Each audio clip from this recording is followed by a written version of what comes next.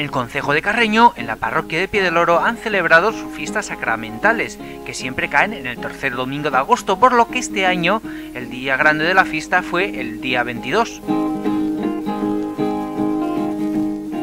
Durante las fiestas tiene lugar uno de los concursos exposiciones de ganado más importantes de la comarca, y también es de destacar para todo aquel que visite Piedeloro que la iglesia de Santa María, construida en el siglo XII, es una de las joyas del arte románico asturiano.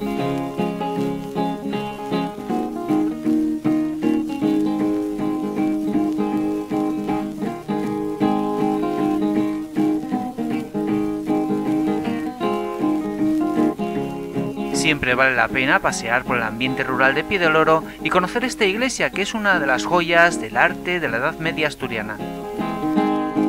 Bye bye, pretty baby, baby, bye bye.